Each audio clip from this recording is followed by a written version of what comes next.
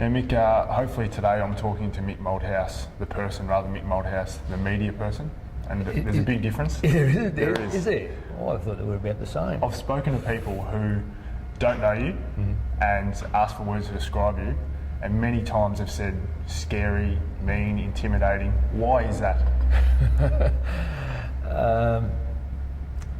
Look, I probably get painted very badly during match day, I'd say, that when the pressure's on, I'm not exactly the most comfortable person to be with, I suppose. What about your relationship with the media? Pretty good on the whole, I reckon. Do you don't like putting out the Mick Malthouse, the real Mick Malthouse, do you? No, it's got nothing to do with that. I try to be as professional as I can, and that breaks down from time to time under pressure. There's no doubt about that. I think everyone in the world does that. But I expect that when you're dealing with people, I deal with my players. I expect them to be professional. I deal with administration the same, and I deal with the media, and I expect that to be the same as well. And sometimes I think that we all have a tendency to fall short from time to time, and that's me inclusive. So I'm not making excuses, but I think if we get, I know that 10-minute interviews are at one line, and that one line sometimes is not the line that you want to get across, and it is the line that's used. So you get very cautious. How is Mick Malthouse, how do you want him to be remembered in 20, 30 years' time when people look back on the influence you've had over AFL footy? How do you like to be remembered, and how do you think you will be remembered? Well, that's a good question. I don't go out of my way to be anything but what I am. And I've got a fairly good rapport with people I've dealt with in the past, whether they be players or administrators. I can go right back to perhaps St Kilda days. Russell Green is still one of my lifelong friends. You go move on to Richmond, there's hundreds of them. There's particularly like Robbie Wiley. Move on to Footscray, there's Shane O'Sullivan and Stephen Nash and plenty of players. So I just think that what I try to do, and I don't want to be remembered anything but what they see. I mean, I'm not going to try to invent something, but we've been the people I just mentioned, and there's plenty of West Coast, Trevor Nesbitt and Ian Miller and Glenn Jakovich and a whole host of players. Guy McKenna is one of my dearest friends. Is that we did all things together, and we went through some hard times and we went through some great times. And the thing is, when you have got great memories, they are generally that you've actually shared them. So there's no I'm over there and they are over there. We've always made sure that we have a common bond through good and bad times, and I think that's what I just like to think that they remember me as a good friend. Now, one of your greatest strengths in my eyes is the way that you get the best out of players. How do you so quickly read a player and work out what angle to go at them to actually get the best out of them? Well, I've got 3 or 4 philosophies that in life, and I won't go through those now, but one of them is the past. I think that we've all got a timeline, and I try to establish a timeline pretty quickly with that player to see how he's been affected by the past or unaffected by the past, and just see what makes them tick. We're all different. We all have things that we don't want out there, and there's things that sometimes leak from within the player that just gets out, and you just think, that kid's probably needs to be treated a bit different this way or in that way, and there's no denying everyone's got a past, and I think the most important thing is to recognise the individual more so than just another kid that comes to the football club, because everyone comes with an individual approach, and they deserve to be treated accordingly. And by that I mean not positively, but you've got to give them space, and you've got to find out what makes them tick if you can. There's a lot of people that sometimes they're damn hard to get to know, but by and large I think I've worked it out reasonably well. Now I want to run some names past you. Yep. James Clement, Brodie Holland, Shane Wakeland, Luke Ball, Lee Brown, all recycled players you've brought into the Collingwood Footy Club.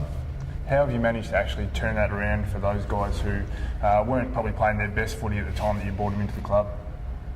Well, maybe not. I think, look, I go back a bit about that other one, is just find out a bit about their past. Trigger their response to an opportunity to say, let's get a new clean sheet, start fresh. Let's go forward, find your strengths, pump up your strengths. We know everyone's got deficiencies. Everyone has got deficiency. The greatest footballer's got a deficiency. It's how you camouflage that. It's how it's protected. How you make sure you don't let that drag the player down. I think attitude's got such a strong thing about it. You don't wear it as a badge of honour, but you don't want to wear it as a millstone either. That you keep getting yourself dragged down. There's a common line. There's a fine line, but it's a common line that says, we can do things together, and let's get the strength. Let me see your strengths. Yep. Is it character, strength of character? Is it your way you go about your football? Is it about how you go about your life? Is it and tell me what you've got in your football. Let's see your best. And sometimes you have to mash it around a bit, and I mean smash it around a little bit to shape that, and sometimes to bring it out in people. But other times it's just an exuberance. I'm not Robinson Crusoe here. There's a lot of good footballers that have changed clubs. Well, a lot of footballers have changed clubs and found a new lease of life. And there's a lot that have changed clubs and gone down the slippery dip. But you've mentioned some names. I can show you some that probably haven't succeeded. So, we don't want to be. We've got to be careful about being good for all, because you've got to say that some have succeeded. And those blokes you mentioned have been outstanding, and there's others that just haven't quite gone on. What about the rookie list? Now, when I came to the club, you hadn't actually ever permanently promoted a rookie player.